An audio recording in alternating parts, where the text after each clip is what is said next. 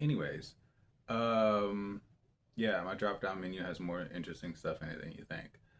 It just uses generic wording sometimes because I can't be asked to grab a thesaurus. Anyways, um, but yeah, yeah.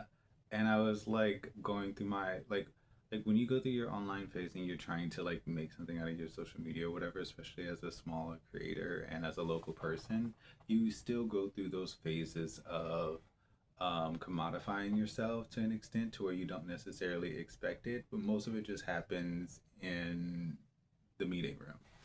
And um, when that happens, you're not really focused on perfecting your art or something like that, or retaining aspects of yourself because it's present, it's loud, it's there. You're just not conforming it, but molding it to fit a certain to create a certain construct that's more I wouldn't say palatable, but it has a more identifiable structure. And when you do that, um, you're not really paying attention to the building blocks of what made that art form or what made your presentation of that art form, is mainly the presentation, stick out, not just for you to keep doing it, but for everyone in comparison to what was expected of you and what other people were doing at the time, even on a higher budget. And that also leads into like how you represented yourself. So like for me, I was never gonna fake the fun. I was never gonna fake it till I made it. Fuck that shit. Okay, I'm gonna be an average person. I'm gonna be basic, and I'm just gonna make that shit work. And that worked. And that worked for me. And just highlighting yourself being normal and being basic, I would never take that as an insult. Um, for a couple of reasons, but I'm not going to disclose that. But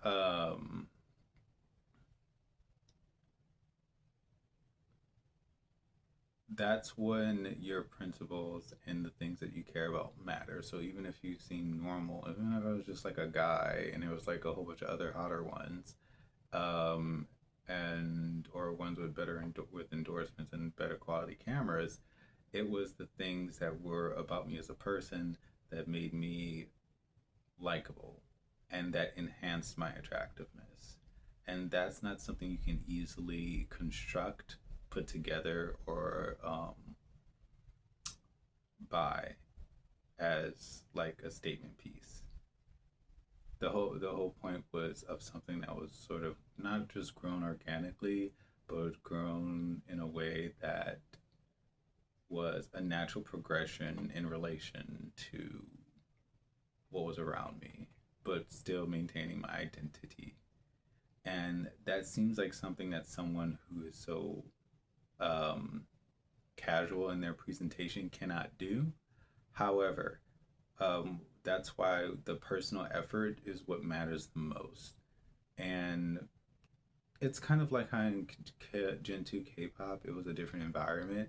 So the way that idols presented themselves and interacted was different, and even what they talked about, how much of themselves they showed in a non explicitly rehearsed manner. Um, that's what sort of made them endeared, loved, and made people endeared to them, and made people sort of attached to their character. That's another reason why I would just like make shirtless videos and like do the most, and then make a video about like character and wholesomeness and like some random thought that I had that let you know that my parents made me watch educational programming when I was a kid. But balance.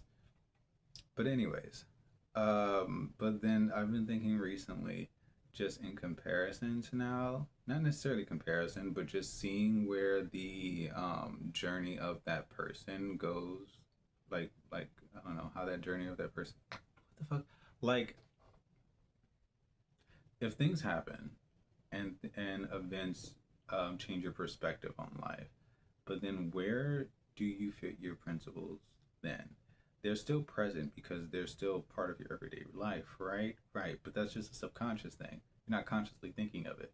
And then if you're in an era which, like, we're talking about like social stuff a lot, and then like you're just performing as yourself, but you're always getting questioned about yourself, then you're like, okay, you're explaining yourself, but that's not an active thing. But when you're passively doing it and you're just like existing for a while and it's not really a topic, and then you're just sitting with yourself all of a sudden, you're just like, okay, hmm.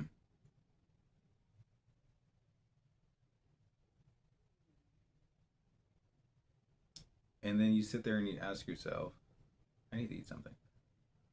What you ask yourself, what are your principles? But what you really mean is like, do how have they changed? And what does that mean for me as a person? And what how is that going to impact how I am when I am fully fully being myself and performing and doing what I like to do? Because let's throw the image topic to the side. It's how you perform, how I perform was always in a very direct way. Never mind the shiny cover. But if you're not, but if you're not like,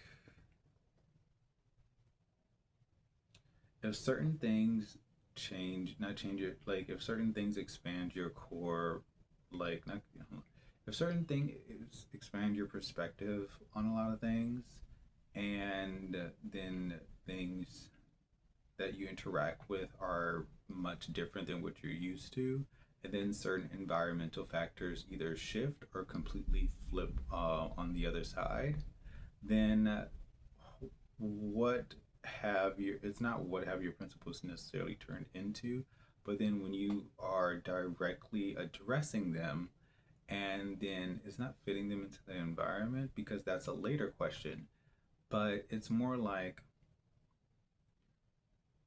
what are the principles of the person that I am now compared to what the person that I was then? And how much of that can actually, how much of that fell off without me noticing, or became not as important to me along the way, in a sense. It's like it still matters, but you're not as gung ho about it. And people think that just comes with age because you're just like, oh, you're not like fighting for justice or whatever. Like you're not trying to be a like Sailor Moon anymore because you're above 30.